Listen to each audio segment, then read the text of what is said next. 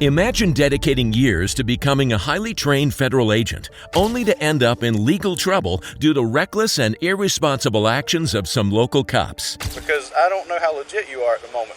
It's okay. Special Agent Haddon, the FBI. Okay. You are detained at this time, sir. Hey, I don't think this guy's legit, man. Federal agent. Get on the ground! I'm a federal agent.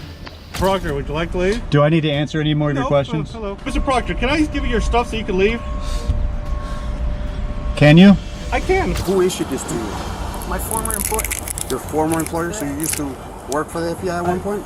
I've contracted with the Department of Justice and the FBI. Here are 4 real cases where law enforcement officers clashed with FBI agents. Starting with this FBI special agent who nearly lost his life due to the incompetence of local cops. That'll work. You run your body cam? I am now, because I don't know how legit you are at the moment. It's okay. Special Agent Haddon, the FBI. Okay. You got that on body cam? I do, but I don't understand what the problem is when you meet me at the office. I'll talk to the U.S. Attorney's Office about it. You can cut off the reporting price now. Okay. Well, I will when I leave the area, sir.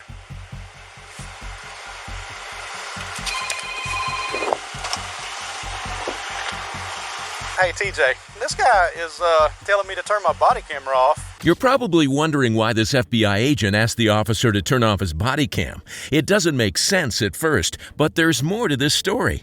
Special Agent Haddon was investigating the Franklin County Police Department for corruption. To gather more information, he asked this officer, Ralph Gordon, to come to a secluded parking lot, intending to ask him questions about his department. However, Officer Ralph grew suspicious when the agent contacted him through his private phone instead of going through official channels. Even though the agent showed his credentials, the officer still wasn't convinced. Under Title 28 U.S. Code Section 533, the FBI is authorized to investigate federal crimes, including public corruption within local law enforcement agencies. Hey, TJ, this guy is telling me to turn my body camera off and telling me he's going to contact other people to get involved with this. Let me get his tag number real quick. He's got a radio and he's got credentials. Franklin, does that come back to any government agency? It just advises Advanced Wiring Company. Do you work for a wiring company? Further. It's a covert vehicle, sir. Okay. Come on. Did he actually expect an undercover agent to use an obvious FBI car? I do feel like I'm being detained. Am I being detained? Am I being detained? You're the one who called me here, sir. How did you get my phone number?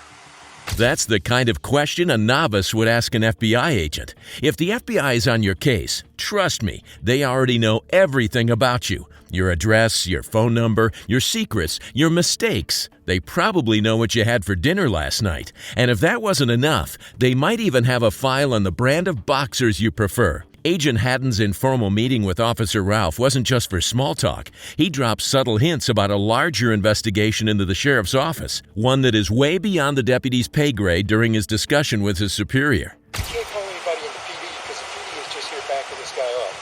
It's Franklin County that's holding him. So you have to call the sheriff to let him know that his deputies have been stopped here and are holding me. He's going to ask why. You're not going to be able to...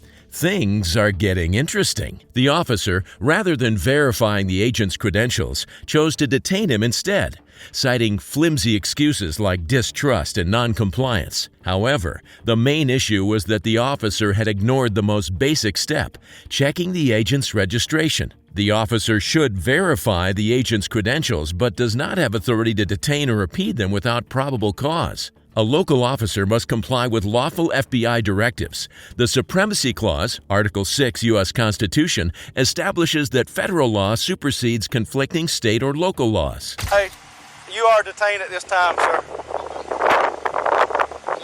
But you're being very uncooperative with me. You asked me to come up here. You called my personal cell phone number. You can't tell me how you got it. Your vehicle's coming back to a wiring company, not the It's FBI. a covert vehicle. Okay. Would you like to see some registration? You get mad at me because I turned my body camera on. Would you like to see some registration? And you know a lot of stuff about me.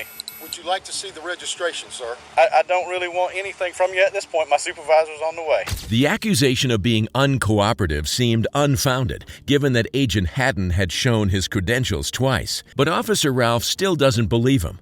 Then, as if things weren't escalating enough, Officer Ralph's superiors arrived, and instead of de-escalating the issue, they made it worse by arresting Hatton and shoving him into the back of the police car. On top of that, they left him in the suffocating Florida heat, refusing to switch on the AC or roll down the windows. It was only a matter of time before everything went wrong. Yes, sir. There, brother. Okay. All right, I'm turning it on right now. Open the door. I can't breathe.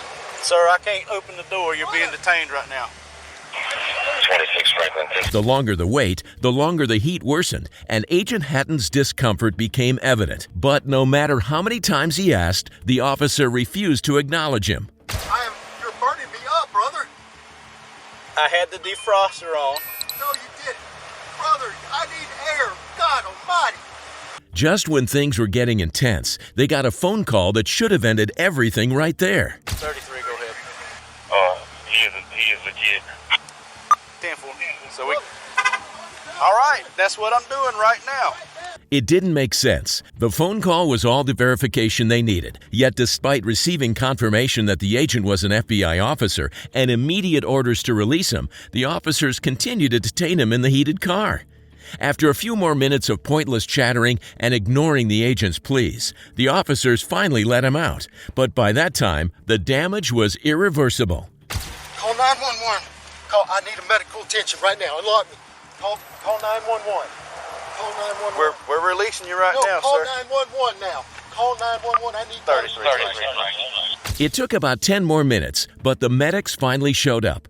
The officers filled them in, claiming the agent was complaining about vision loss and shortness of breath.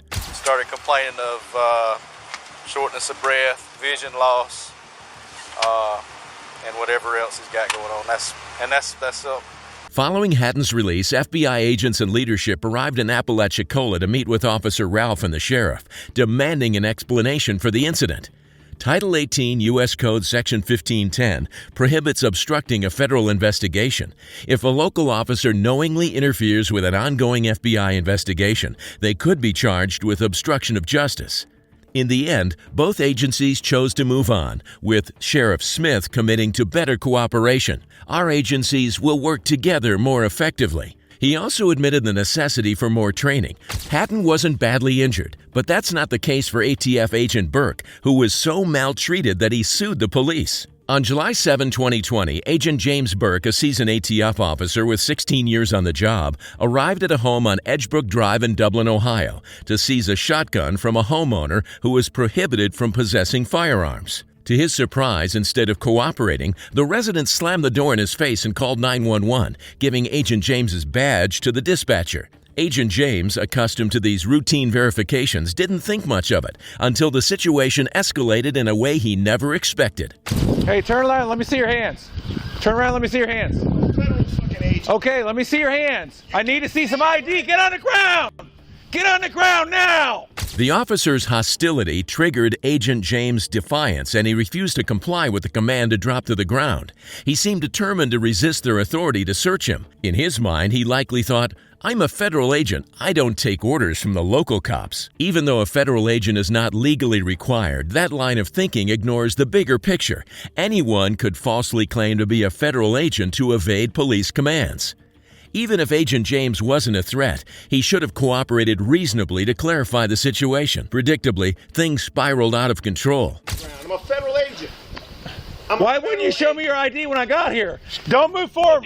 You didn't ask for it. He is at 33. Get on the ground. We'll figure it out. You're the one overreacting. I'm not overreacting. We got a call that someone's impersonating a police officer out here and doesn't have ID. No kidding, because she doesn't want to open it. Okay, get on the ground so I can find out who you are. It ain't happening. Okay, fine. Not happening. Fine. Do you I think I'm a police officer or something? What the heck's the matter with you? Who do you think you are? Get on the ground. I'm not getting on it. Chopper, thanks. I'm not getting 91.7, I'm pulling up. At this point, Agent James attempted to show the officer his credentials, but the officer refused to back down, keeping his gun aimed at him. The situation rapidly escalated when the second officer arrived, making things much worse for Agent James. Dude, why would I have an Oleg shit? Get your hands up. Get on the ground. Face down now. Now. Face down. You guys are making a big mistake. With no other options left, Agent James reluctantly obeyed the officer's command. After holding their guns trained on him for almost 2 minutes, the officers moved in and forcefully arrested him. All the way. You got my IDs right here, left pocket. Left pocket. And we're going to put your arm on your back. Wait a second. Do not resist. I'm not resisting. You're acting like a moron. Wait a second. Stop. Wait a second. Wait a second. Don't do this. Wait a second. I got a medical condition. Get my license out of my pocket. We're getting you secured first. Please, wait. No. Hold on. I'm hyperventilating. Please, sir. I'm not. Stop resisting. Would you please get my ID out of my left pocket? Stop resisting. You. My wife, please. It's right here. Resist. Please get it. I got one cuff on. Get your help. Just hold me up. Sir, I can't do this. Sir, stop resisting now! Hold on, it gets worse. These officers didn't stop being combative. They went full force in mishandling Agent James during the arrest. Even though he was face down and compliant, they kept tasing him. Sir, please! Joe, get your taser out. Get your taser out. Get your taser out, Joe. No, don't do that, please. Sir, don't make me tase you! You're gonna get tased. Ow, don't do that, okay? Here. Get him cuffed. Get him cuffed. It is cuffed. Even though Agent James was in pain, he kept explaining that he was an ATF agent on a case and his ID was in his wallet. However, the officers arrested him and put him in the patrol vehicle without acknowledging his ID. Did you make us do this? I didn't want you to. I wanted to. Wait. No, you knew what you were doing. Sir, calm down. Relax. Sir, hey, guys, please, just talk to me for 1 second, please. Get in the car. We'll talk later. Sir, wait. You had your chance. No, I was trying to give you my creds. You didn't let me show them to you. Never once tried. I did. Get in the car. Wait. Now. Have a seat. Please, wait. I gotta breathe. Okay, please, sir, let me breathe. Sit down and breathe. Let me breathe. I have a medical condition. We're gonna get air to you. Get your legs in.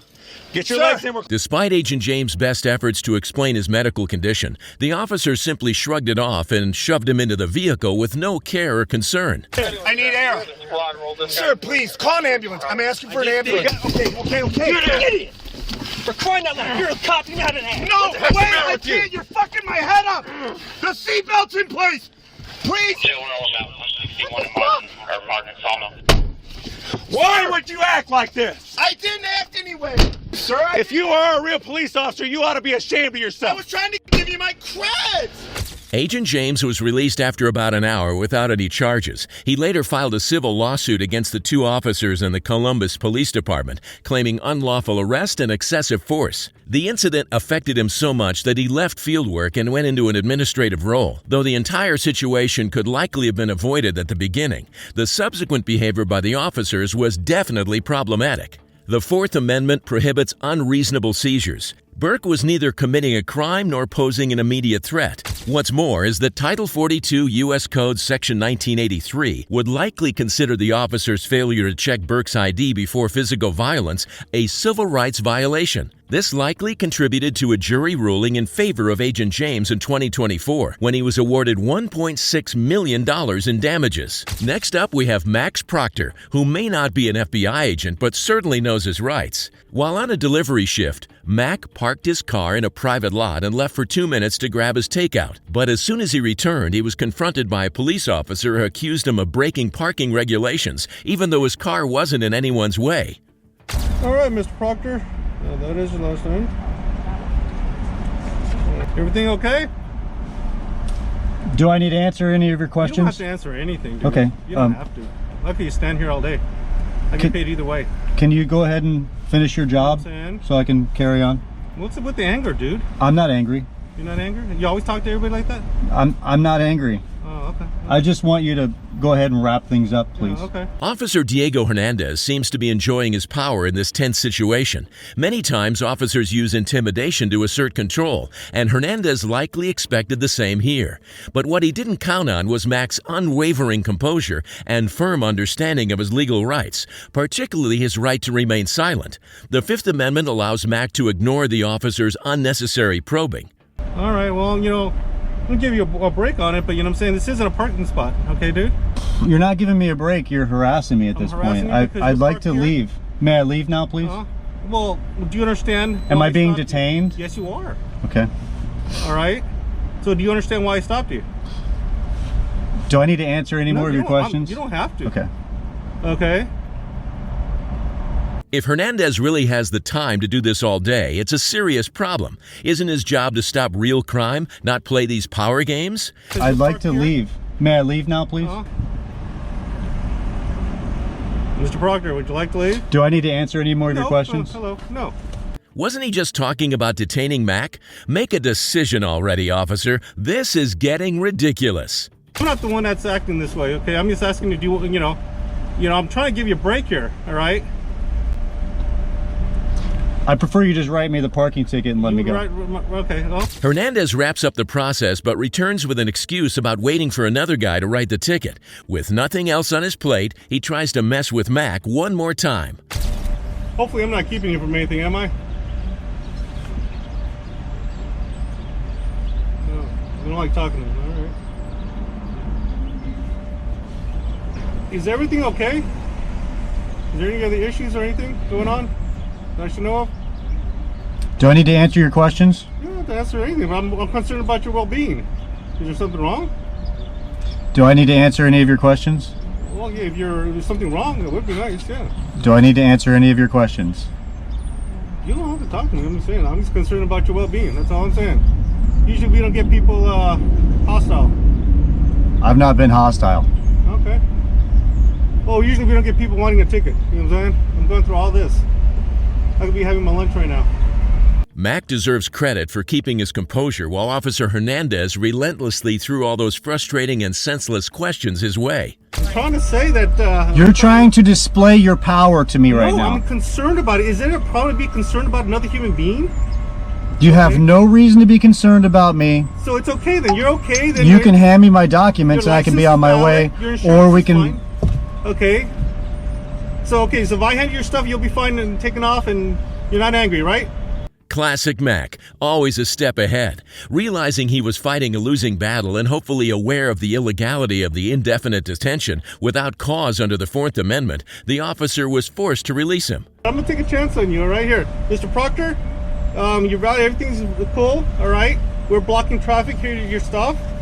All right, hopefully you have a good day. Everything works out for you, all right? Am I free to leave now? Yes, you are. Could you please step away from the vehicle? Yes, I will. You have a good day. In the end, Mac was released without any additional problems. But seriously, why did all this happen? Why should anyone get into a jam just for sticking to their rights? If Hernandez saw Mac's car blocking traffic, why didn't he just tell him to move it? This situation reminds us how important it is to know the law and handle things the right way if you ever find yourself in a similar situation.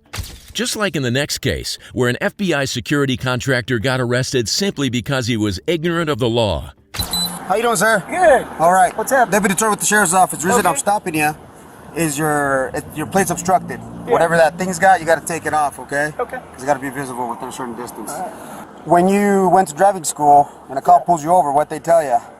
Oh, you pull over when it's safe to do. No, you pull over immediately.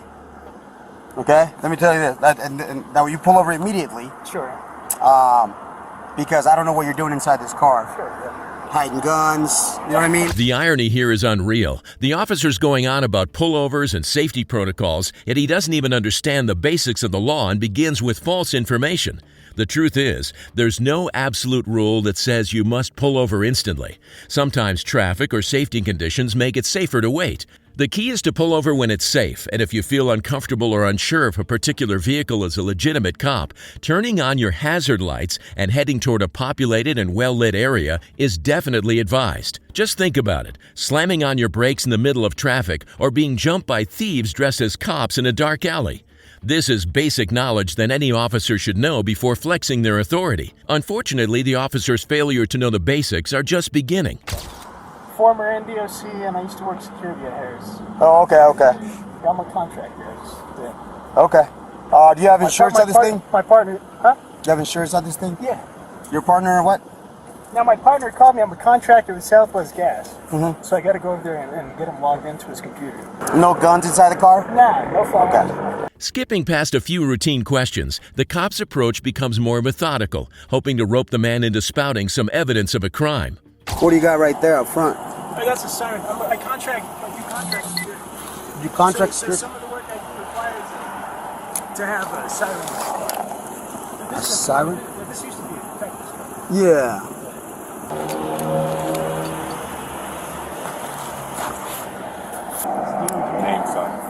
DOJ? So you have a contract? I've worked. Okay, so do you have a government ID? I have a contract here. But now, the crucial moment. That's issued to me. Federal Bureau of Investigation? Now that the secret's out, the officers were surprised to discover who he was, yet they still press on to trample the man's rights. I'm gonna read you your rights too, okay? Because you're handcuffed, you know what I mean? So I feel more comfortable that way. Without any prior request or consent, the officer begins an unjustified search of the agent's car and body. This is a blatant disregard of the agent's Fourth Amendment rights. There was no probable cause. Sounds right? Yeah. Inside the car? Yeah. Okay. Cool, because like I said, man, too, there's money here. Okay. Put that back in, so I'll put it in the bag, okay? So the reason that you're in cuffs, okay? Unless you're a sworn officer. I know in Nevada everybody stays. Yeah, you're not allowed to have red and blues. Sure. Right? Because then you could easily impersonate Red. a police officer. Sure. You know, so who issued this to you? My former employer. Your former employer? So you used to work for the FBI at one point? I've contracted with the Department of Justice and the FBI. Frustrated by the agent's steady answers, the second officer deliberately asks questions he knows will trap the agent, attempting to provoke a response that might be used against him. Since you got the badge, where's your creds at? Where's your federal creds at? I don't need federal credits because I'm not paying my contract. It's important to stress that the officer's main issue was the lights on the agent's car, which is a traffic violation and not a serious crime. This agent took place in Nevada, where civilians are prohibited from using red or blue lights on their vehicles.